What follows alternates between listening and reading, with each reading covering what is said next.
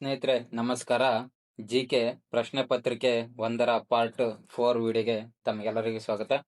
ಇನ್ನು ವಿಡಿಯೋನ ಸ್ಟಾರ್ಟ್ ಮಾಡೋಕ್ಕಿಂತ ಮುಂಚೆ ನಮ್ಮ ಯೂಟ್ಯೂಬ್ ಚಾನಲನ್ನು ಯಾರು ಸಬ್ಸ್ಕ್ರೈಬ್ ಆಗಿಲ್ವೋ ಸಬ್ಸ್ಕ್ರೈಬ್ ಆಗಿ. ನಾವು ಹಾಕೋ ಪ್ರತಿಯೊಂದು ವಿಡಿಯೋಗಳು ನಿಮಗೆ ನೋಟಿಫಿಕೇಶನ್ ಆಗಿ ಬರುತ್ತೆ ಅಂತ ಹೇಳ್ತೀನಿ. ಬನ್ನಿ ಇವಾಗ ಕ್ಲಾಸ್ನ ಸ್ಟಾರ್ಟ್ ಮಾಡೋಣ. ನೋಡಿ, ಮೊದಲನೇದಾಗಿ 3 ಕ್ಲಾಸಸ್ ಪಾರ್ಟ್ 1, 2, 3 ಈಗಾಗಲೇ ಅಪ್ಲೋಡ್ ಆಗಿದೆ. ಅದನ್ನ ಹೋಗಿ ಚೆಕ್ ಮಾಡಿ ನೋಡಿ, ಪ್ಲೇ ಲಿಸ್ಟ್ ಅಲ್ಲಿ ಇದೆ. ಇನ್ನು ಇದು ಪಾರ್ಟ್ 4 ವಿಡಿಯೋ ಆಗಿರುತ್ತೆ. ಬನ್ನಿ ಈಗ ಕ್ವಶನ್ ನೋಡ್ತಾ ಹೋಗೋಣ. ಸ್ನೇಹಿತರೆ ನೋಡಿ, 48ನೇ ಕ್ವಶನ್ ಇದು. ಪಟ್ಟಿ 1ರಲ್ಲಿರುವ ದೇಶ ಹಾಗೂ ಪಟ್ಟಿ 2ರಲ್ಲಿರುವ ಬಂದರು ನಗರಗಳನ್ನು ಹೊಂದಿಸಿ ಬರೆಯಿರಿ ಅಂತ ಕೇಳಿದರೆ ಸ್ನೇಹಿತರೆ, ಆಪ್ಷನ್ಸ್ ನೋಡಿ: ಚೀನಾ, ಇನ್ನು rotor dam, Egypt Shanghai, Netherlands Alexandria, United Kingdom London. ಇದಕ್ಕೆ ಹೊಂದಾಣಿಕೆ ನೋಡಿ, ಎ ಮತ್ತು ಇದಕ್ಕೆ ಸರಿಯಾದ ಆನ್ಸರು ಎರಡನೇದಾಗಿರುತ್ತೆ ಸ್ನೇಹಿತರೆ. ಸರಿಯಾದ ಆನ್ಸರು 2. ಯಾವ್ದು ನೋಡೋಣ. ನೋಡಿ, ಸರಿಯಾದ ಆನ್ಸರು 2 ಆಗಿರುತ್ತೆ. ಒಂದನೇದಕ್ಕೆ ಚೀನಾ ಶಾಂಘೈ, ಇದು ಒಂದನೇ answer. B 3 Egypt Alexandria, Netherlands rotor dam, ಇನ್ನು ಯುನೈಟೆಡ್ ಕಿಂಗ್ಡಮ್ ಲಂಡನ್ ಆಗಿರುತ್ತೆ ಸ್ನೇಹಿತರೆ. ಇನ್ನು ನೆಕ್ಸ್ಟ್ ಕ್ವಶನ್ ನೋಡಿ. ಪಡುಬಿದ್ರಿ ಬೀಚ್, ಇದು ಹೊಂದಿಸಿ ಬರೆಯಿರಿ ಸ್ನೇಹಿತರೆ. Padubidri beach Gokarna, half moon beach Udupi, Devbagh beach Mangaluru, Tannirubavi Karwar. ಇದಕ್ಕೆ ಸರಿಯಾದ ಆನ್ಸರ್ ನೋಡೋದಾದ್ರೆ 3ನೇದಾಗಿರುತ್ತೆ ಸ್ನೇಹಿತರೆ. ನೋಡಿ, ಯಾವ್ದಾವ್ದು ಅಂತಂದ್ರೆ ಪಡುಬಿದ್ರಿ ಬೀಚ್ ಎಲ್ಲಿದೆ ಅಂತಂದ್ರೆ ಉಡುಪಿಯಲ್ಲಿದೆ. ಇನ್ನು ಹಾಫ್ ಮೂನ್ ಬೀಚ್ ಎಲ್ಲಿದೆ ಅಂತಂದ್ರೆ ಗೋಕರ್ಣದಲ್ಲಿದೆ. ದೇವಬಾಗ್ ಬೀಚ್ ಎಲ್ಲಿದೆ? ಕಾರವಾರದಲ್ಲಿದೆ. ತಣ್ಣೀರುಬಾವಿ ಎಲ್ಲಿದೆ ಅಂತಂದ್ರೆ ಮಂಗಳೂರಲ್ಲಿದೆ. ನೆಕ್ಸ್ಟ್ ಕ್ವಶನ್ ನೋಡಿ. ಪ್ರತಿಪಾದನೆ ಎ ಮತ್ತು ಕಾರಣಗಳನ್ನು ನೋಡ್ತಾ ಹೋಗೋಣ. ರಾಯಚೂರು, ಬಳ್ಳಾರಿ ಮತ್ತು ವಿಜಯನಗರ ಪ್ರದೇಶಗಳು ಹತ್ತಿ ಬೆಳೆಗೆ ಪ್ರಸಿದ್ಧವಾಗಿವೆ. ಯಾವ್ದ್ಯಾವ್ದು? ರಾಯಚೂರು, ಬಳ್ಳಾರಿ ಮತ್ತು ವಿಜಯನಗರ ಪ್ರದೇಶಗಳು ಹತ್ತಿ ಬೆಳೆಗೆ ಪ್ರಸಿದ್ಧವಾಗಿವೆ. ಕಾರಣ ನೋಡಿ, ಈ ಪ್ರದೇಶವು ತುಂಗಭದ್ರಾ ಯೋಜನೆ ಕಾಲುವೆ ನೀರಾವರಿಯಿಂದಾಗಿ ಸಮೃದ್ಧವಾಗಿದೆ. ಆಯ್ಕೆಗಳು ನೋಡಿ, ಪ್ರತಿಪಾದನೆ ಮತ್ತು ಕಾರಣ ಎರಡೂ ಸರಿಯಾಗಿವೆ ಹಾಗೂ ಕಾರಣವು ಪ್ರತಿಪಾದನೆಗೆ ಸರಿಯಾದ ವಿವರಣೆಯಾಗಿದೆ ಅಂತ ಕೇಳಿದ್ರೆ, ಇನ್ನು ಪ್ರತಿಪಾದನೆ ಕಾರಣ ಎರಡು ಸರಿಯಾಗಿವೆ, ಆದರೆ ಕಾರಣ ಪ್ರತಿಪಾದನೆಗೆ ಸರಿಯಾದ ವಿವರಣೆ ಅಲ್ಲ. ಕಾರಣ ಸರಿಯಾಗಿದೆ ಆದರೆ ಪ್ರತಿಪಾದನೆ ಸರಿ ಇಲ್ಲ. ಪ್ರತಿಪಾದನೆ ಮತ್ತು ಕಾರಣಗಳು ಎರಡು ಸರಿ ಇಲ್ಲ ಅಂತ ಕೇಳಿದ್ರೆ, ಹಾಗಾದ್ರೆ ಇದಕ್ಕೆ ಸರಿಯಾದ ಆನ್ಸರ್ನ ನೋಡೋದಾದ್ರೆ ಸ್ನೇಹಿತರೆ, ಇದಕ್ಕೆ ಸರಿಯಾದ ಆನ್ಸರು ಎರಡನೇದಾಗಿರುತ್ತೆ ಸ್ನೇಹಿತರೆ. ನೋಡಿ, ಎರಡನೇದು. ಪ್ರತಿಪಾದನೆ ಮತ್ತು ಕಾರಣ ಎರಡು ಸರಿಯಾಗಿವೆ, ಆದರೆ ಕಾರಣ ಪ್ರತಿಪಾದನೆಗೆ ಸರಿಯಾದ ವಿವರಣೆ ಇಲ್ಲ ಅಂತ ಹೇಳ್ಬೋದು. ಇದಕ್ಕೆ ಸರಿಯಾದ ಆನ್ಸರ್. ನೆಕ್ಸ್ಟ್ ಕ್ವಶನ್ ನೋಡಿ ಸ್ನೇಹಿತರೆ. ನೆಕ್ಸ್ಟ್ ಕ್ವಶನ್ ಮೆಂಟಲ್ ಅಬಿಲಿಟಿಗೆ ಸಂಬಂಧಪಟ್ಟಿದೆ. ಇದರ ಬಗ್ಗೆ ಒಂದು ಸಪರೇಟ್ ಆಗಿ ಕ್ಲಾಸ್ ಮಾಡೋಣ. ಮೆಂಟಲ್ ಅಬಿಲಿಟಿ ಇದೆ, ಸಪರೇಟ್ ಆಗಿ ಒಂದು ಕ್ಲಾಸ್ ಮಾಡೋಣ. ನೆಕ್ಸ್ಟ್ ಕ್ವಶನ್ ನೋಡ್ತಾ ಹೋಗೋಣ ನಾವು.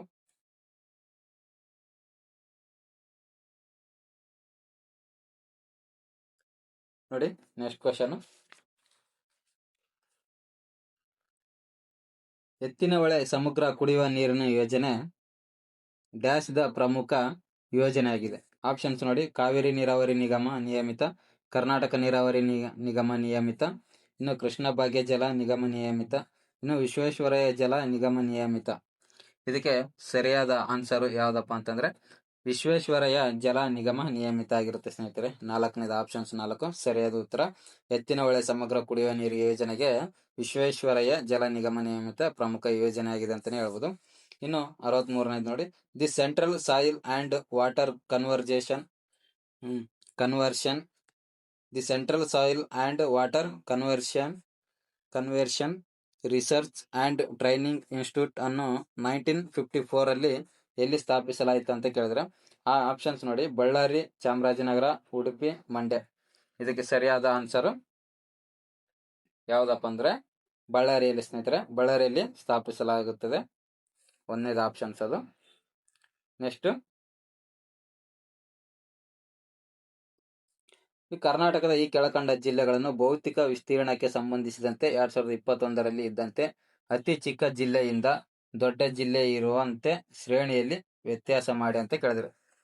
ಯಾವ್ಯಾವ ಜಿಲ್ಲೆನ ನೋಡೋದಾದ್ರೆ ಆಪ್ಷನ್ಸ್ ನೋಡಿ: ರಾಮನಗರ, ಕೊಡಗು, ಬೆಂಗಳೂರು ಗ್ರಾಮಾಂತರ, ಬೆಳಗಾವಿ, ತುಮಕೂರು. ಕೊಡಗು, ಬೆಂಗಳೂರು ಗ್ರಾಮಾಂತರ, ರಾಮನಗರ, ತುಮಕೂರು, ಬೆಳಗಾವಿ. ರಾಮನಗರ, ಬೆಂಗಳೂರು ಗ್ರಾಮಾಂತರ, ಕೊಡಗು, ತುಮಕೂರು ಮತ್ತು ಬೆಳಗಾವಿ. ಬೆಂಗಳೂರು ಗ್ರಾಮಾಂತರ ಮತ್ತು ರಾಮನಗರ, ಕೊಡಗು, ತುಮಕೂರು ಮತ್ತು ಬೆಳಗಾವಿ. ಇದಕ್ಕೆ ಸರಿಯಾದ ಆನ್ಸರ್ ಯಾವುದಪ್ಪ ಅಂತಂದ್ರೆ 4ನೇದಾಗಿರುತ್ತೆ ಸ್ನೇಹಿತರೆ. ಬೆಂಗಳೂರು ಗ್ರಾಮಾಂತರ, ರಾಮನಗರ, ಕೊಡಗು, ತುಮಕೂರು, ಬೆಳಗಾವಿ. ಇದು 4 2021ರಂತೆ ಇದ್ದಂತೆ ಅತಿ ಚಿಕ್ಕ ಜಿಲ್ಲೆಯಿಂದ ದೊಡ್ಡ ಜಿಲ್ಲೆಯಾದಂತ ಇರುವಂತೆ ಶ್ರೇಣಿಯಲ್ಲಿ ಇದು 4ನೇ ಆಪ್ಷನ್ಸ್. ನೆಕ್ಸ್ಟ್ ಕ್ವೆಶ್ಚನ್ ನೋಡಿ: ಕರ್ನಾಟಕ ಬೆಳಗಾವಿ ಕಂದಾಯ ವಿಭಾಗಕ್ಕೆ ಸಂಬಂಧಿಸಿದಂತೆ ಈ ಕೆಳಕಂಡ ಯಾವ ಹೇಳಿಕೆಗಳು ಸರಿಯಿಲ್ಲ ಅಂತ ಕೇಳಿದರೆ ಆಪ್ಷನ್ಸ್ ನೋಡಿ: ಇದು 7 ಜಿಲ್ಲೆಗಳನ್ನು ಯಾವ ಬೆಳಗಾವಿ ಕಂದಾಯ ನೋಡಿ, ಇದು ಕರ್ನಾಟಕದ ಬೆಳಗಾವಿ ಕಂದಾಯ ವಿಭಾಗಕ್ಕೆ ಸಂಬಂಧಿಸಿದಂತೆ ಕೆಳಗಿನ ಯಾವ ಹೇಳಿಕೆಗಳು ಸರಿ ಇಲ್ಲ ಅಂತ ಕೇಳಿದ್ರು ನೋಡಿ. ಆಪ್ಷನ್ಸ್: ಇದು 7 ಜಿಲ್ಲೆಗಳನ್ನು ಒಳಗೊಂಡಿದೆ. ಇದನ್ನು ಕಿತ್ತೂರು ಕರ್ನಾಟಕ ಎಂದು ಕೂಡ ಕರೆಯುತ್ತಾರೆ. ಭೌಗೋಳಿಕ ವಿಸ್ತೀರ್ಣಕ್ಕೆ ಚದರ ಕಿಲೋಮೀಟರ್ಗಳಲ್ಲಿ ಸಂಬಂಧಿಸಿದಂತೆ ರಾಜ್ಯದಲ್ಲಿ ಅತ್ಯಂತ ಸಣ್ಣ ಜಿಲ್ಲೆಯನ್ನು ಇದು ಒಳಗೊಂಡಿದೆ. ಆಪ್ಷನ್ಸ್ ನೋಡಿ: 1 ಮತ್ತು 2 ಹೇಳಿಕೆಗಳು ಸರಿ ಇಲ್ಲ, ಕೇವಲ 2 ಹೇಳಿಕೆ ಸರಿ ಇಲ್ಲ, ಕೇವಲ 3ನೇ ಹೇಳಿಕೆ ಸರಿ ಇಲ್ಲ, 1, 2 ಮತ್ತು 3 ಹೇಳಿಕೆಗಳು ಸರಿ ಇಲ್ಲ ಅಂತ ಕೊಟ್ಟಿದ್ದಾರೆ. ಇದಕ್ಕೆ ಸರಿಯಾದ ಆನ್ಸರ್ ನೋಡೋದಾದ್ರೆ ಸ್ನೇಹಿತರೆ, ಇದಕ್ಕೆ ಸರಿಯಾದ ಆನ್ಸರ್ 3ನೇದಾಗಿರುತ್ತೆ. 3ನೇದು ಹೇಳಿಕೆ ಸರಿ ಇಲ್ಲ ಅಂತಾನೆ ಹೇಳ್ಬೋದು. ನೆಕ್ಸ್ಟ್ ಕ್ವಶನ್ ನೋಡಿ, 66ನೇದು: 2024 ಜೂನ್ನಲ್ಲಿ ಯಾರನ್ನು ಜಿಎಸ್ಟಿ ದರ ತರ್ಕಬದ್ಧಗೊಳಿಸುವಿಕೆ ಸಮಿತಿ ಸಂಚಾಲಕರನ್ನಾಗಿ ನೇಮಿಸಲಾಯಿತು ಅಂತ ಕೇಳಿದ್ರೆ ನೋಡಿ. 2024ರಲ್ಲಿ ಯಾರನ್ನು ಜಿಎಸ್ಟಿ ದರ ತರ್ಕಬದ್ಧಗೊಳಿಸುವಿಕೆ ಸಮಿತಿಯ ಸಂಚಾಲಕರನ್ನಾಗಿ ನೇಮಿಸಲಾಗಿದೆ ಅಂತ ಕೇಳಿದ್ರೆ ಒಂದು ಆಪ್ಷನ್ಸ್ ನೋಡಿ: ಸಾಮ್ರಾಟ್ ಚೌಧರಿ ಬಿಹಾರದ ಮುಖ್ಯಮಂತ್ರಿಗಳು, ಕೃಷ್ಣ ಬೈರೇಗೌಡ ಕರ್ನಾಟಕದ ಕಂದಾಯ ಸಚಿವರು, KN ಬಾಲಗೋಪಾಲ ಕೇರಳದ ಹಣಕಾಸು ಸಚಿವರು, ಚಂದ್ರಿಮಾ ಭಟ್ಟಾಚಾರ್ಯ ಪಶ್ಚಿಮ ಬಂಗಾಳದ ಹಣಕಾಸು ಸಚಿವರು. ಇದಕ್ಕೆ ಸರಿಯಾದ ಆನ್ಸರ್ ನೋಡೋದಾದ್ರೆ ಮೊದಲನೇದು ಸ್ನೇಹಿತರೆ 1ನೇ ಆನ್ಸರ್ ಆಗಿರುತ್ತೆ. ಸಾಮ್ರಾಟ್ ಚೌಧರಿ ಬಿಹಾರದ ಮುಖ್ಯಮಂತ್ರಿಗಳು GST ದರ ತರ್ಕಬದ್ಧಗೊಳಿಸುವಿಕೆ ಸಮಿತಿಯ ಸಂಚಾಲಕರನ್ನಾಗಿ ನೇಮಿಸಲಾಗುತ್ತದೆ ಅಂತಾನೆ ಹೇಳ್ಬೋದು. 67 ನೋಡಿ: ಸ್ವತಂತ್ರ ಭಾರತದಲ್ಲಿ ಏಕರೂಪ ನಾಗರಿಕ ಸಂಹಿತೆಯನ್ನು ಅನುಷ್ಠಾನಗೊಳಿಸಿದ ಭಾರತದ ಪ್ರಥಮ ರಾಜ್ಯ ಯಾವುದು ಅಂತ ಕೇಳಿದ್ರೆ ಏನ್ ನೋಡಿ, ಸ್ವತಂತ್ರ ಭಾರತದಲ್ಲಿ ಏಕರೂಪ ನಾಗರಿಕ ಸಂಹಿತೆಯನ್ನು ಅನುಷ್ಠಾನಗೊಳಿಸಿದ ಭಾರತದ ಪ್ರಥಮ ರಾಜ್ಯ ಅಂತ ಕೇಳಿದ್ರೆ ಆಪ್ಷನ್ಸ್ ನೋಡಿ: ರಾಜಸ್ಥಾನ್, ಉತ್ತರಾಖಂಡ, ಗುಜರಾತ್, ಕರ್ನಾಟಕ. ಇದಕ್ಕೆ ಸರಿಯಾದ ಉತ್ತರ ಉತ್ತರಾಖಂಡ ಆಗಿರುತ್ತೆ. ಎರಡನೇ ಆಪ್ಷನ್ಸ್ ಉತ್ತರಾಖಂಡ. ಭಾರತದ ಪ್ರಥಮ ರಾಜ್ಯ ಇದು. ಯಾವುದರಲ್ಲಿ? ಸ್ವತಂತ್ರ ಭಾರತದಲ್ಲಿ ಏಕರೂಪ ನಾಗರಿಕ ಸಂಹಿತೆಯನ್ನು ಅನುಷ್ಠಾನಗೊಳಿಸಿದ ಭಾರತದ ಪ್ರಥಮ ರಾಜ್ಯ ಉತ್ತರಾಖಂಡ ಆಗಿರುತ್ತೆ. ನೆಕ್ಸ್ಟ್ ನೋಡಿ, ಕೆಳಗಿನ ಅವುಗಳಲ್ಲಿ ಯಾವುದು ತಪ್ಪಾಗಿದೆ ಅಂತ ಕೇಳಿದರೆ ತಪ್ಪಾದ ಆನ್ಸರ್ನ ನೋಡ್ತಾ ಹೋಗೋಣ ನೋಡಿ. ಲೋಕಸಭೆಯ ಸದಸ್ಯರು ತಮ್ಮ ಸಭಾಪತಿಯನ್ನು ಚುನಾಯಿಸುತ್ತಾರೆ. ಎರಡನೇದು, ರಾಜ್ಯಸಭೆಯ ಸದಸ್ಯರು ತಮ್ಮ ಸಭಾಧ್ಯಕ್ಷರನ್ನು ಚುನಾಯಿಸುತ್ತಾರೆ. ವಿಧಾನಸಭೆಯ ಸದಸ್ಯರು ತಮ್ಮ ಸಭಾಪತಿಯನ್ನು ಚುನಾಯಿಸುತ್ತಾರೆ. ವಿಧಾನ ಪರಿಷತ್ತಿನ ಸದಸ್ಯರು ತಮ್ಮ ಸಭಾಧ್ಯಕ್ಷರನ್ನು ಚುನಾಯಿಸುತ್ತಾರೆ. ಇದಕ್ಕೆ ಸರಿಯಾದ ಆನ್ಸರ್ ನೋಡೋದಾದ್ರೆ ಸ್ನೇಹಿತರೆ ಎರಡನೇದು ಆನ್ಸರ್ ಆಗಿರುತ್ತೆ. ರಾಜ್ಯಸಭೆಯ ಸದಸ್ಯರು ತಮ್ಮ ಸಭಾಧ್ಯಕ್ಷರನ್ನು ಚುನಾಯಿಸುತ್ತಾರೆ ಅಂತಾನೆ ಹೇಳ್ಬೋದು. ನೆಕ್ಸ್ಟ್ ಕ್ವಶನ್,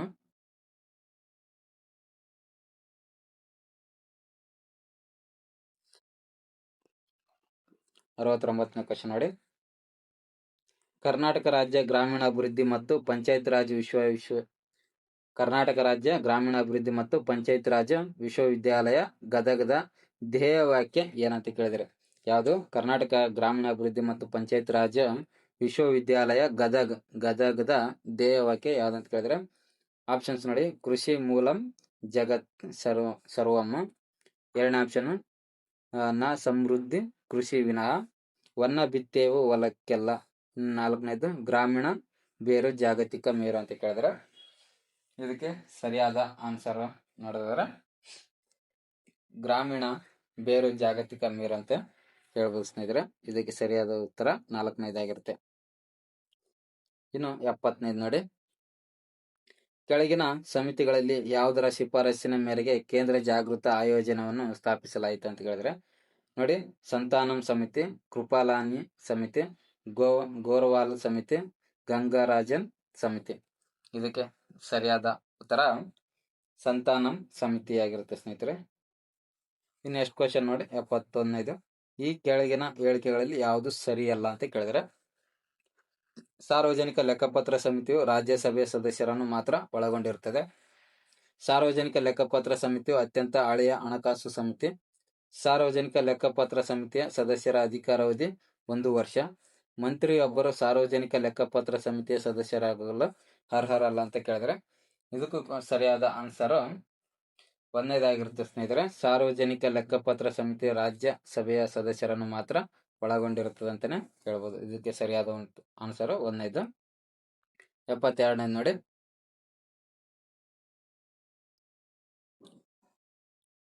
ಯಾವ ರಾಸಾಯನಿಕವನ್ನು ಗಾಜಿನ ಶಿಶೆಯಲ್ಲಿ ಶೇಖರಣೆ ಮಾಡಬಾರದು ಅಂತ ಕೇಳಿದ್ರೆ, ಯಾವ ರಾಸಾಯನಿಕವನ್ನು ಗಾಜಿನ ಶಿಶೆಯಲ್ಲಿ ಶೇಖರಣೆ ಮಾಡಬಾರದು ಅಂತ ಕೇಳಿದ್ರೆ ಆಪ್ಷನ್ಸ್ ಹೈಡ್ರೋಕ್ಲೋರಿಕ್ ಆಮ್ಲ, ಸಲ್ಫ್ಯೂರಿಕ್ ಆಮ್ಲ, ಹೈಡ್ರೋಕ್ಲೋರಿಕ್ ಆಮ್ಲ, ಇನ್ನು ಟಾರ್ಟರಿಕ್ ಆಮ್ಲ.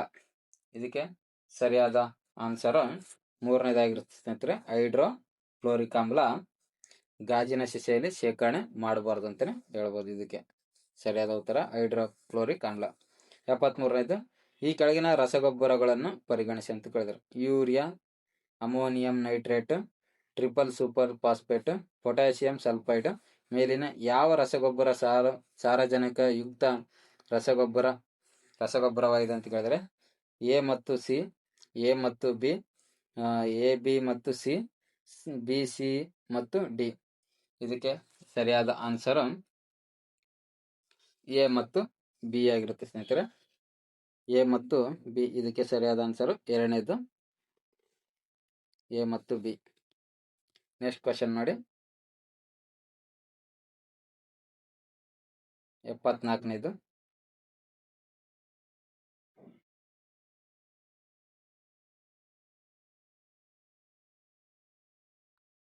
ಹೇಳಿಕೆಗಳು ನೋಡಿ. ಹಾರ್ಮೋನ್ಗಳು ಇಂಟರ್ ಸೆಲ್ಯುಲರ್ ಸಂದೇಹಕವಾಗಿ ಕಾರ್ಯನಿರ್ವಹಿಸುತ್ತವೆ. ಹೇಳಿಕೆ 2, ಹಾರ್ಮೋನ್ಗಳು ನಮ್ಮ ದೇಹದಲ್ಲಿ ಎಂಡೋಕ್ರೈನ್ ಗ್ಲ್ಯಾಂಡ್ಗಳಲ್ಲಿ ಉತ್ಪತ್ತಿಯಾಗುತ್ತವೆ. ಮೇಲಿನ ಹೇಳಿಕೆಗಳ ಆಧಾರದ ಮೇಲೆ ಸರಿಯಾದ ಉತ್ತರವನ್ನು ಗುರುತಿಸಿ ಅಂತ ಕೇಳಿದ್ರೆ 2 ಹೇಳಿಕೆಗಳು ಸರಿಯಾಗಿವೆ. ಹೇಳಿಕೆ 1 ಸರಿಯಾಗಿದೆ, ಆದರೆ ಹೇಳಿಕೆ 2 ಸರಿಯಾಗಿಲ್ಲ. ಹೇಳಿಕೆ 1 ಸರಿಯಾಗಿಲ್ಲ, ಆದರೆ ಹೇಳಿಕೆ 2 ಸರಿಯಾಗಿವೆ. ಹೇಳಿಕೆ 1 ಮತ್ತು ಹೇಳಿಕೆ 2 ಸರಿಯಾಗಿಲ್ಲ ಅಂತ ಕೇಳಿದ್ರೆ ನೋಡಿ, ಇದಕ್ಕೆ ಸರಿಯಾದ ಆನ್ಸರ್ ನೋಡೋದಾದ್ರೆ 2 ಹೇಳಿಕೆಗಳು ಸರಿಯಾಗಿವೆ. ಆನ್ಸರ್ 1ನೇದಾಗಿರುತ್ತೆ. 2 ಹೇಳಿಕೆ ಸರಿಯಾಗಿವೆ. ಸ್ನೇಹಿತರೆ, ಈ ವಿಡಿಯೋ ಇಲ್ಲಿಗೆ ಮುಗಿಸ್ತಾ ಇದ್ದೀನಿ. ಮತ್ತೆ ಮುಂದಿನ ವಿಡಿಯೋದಲ್ಲಿ ಸಿಗೋಣ. ಪಾರ್ಟ್ 5 ವಿಡಿಯೋ ಮತ್ತೆ ಆದಷ್ಟು ಬೇಗ ಶೀಘ್ರದಲ್ಲಿ ಬರುತ್ತೆ ಅಂತ ಹೇಳ್ತೀನಿ. Thank you.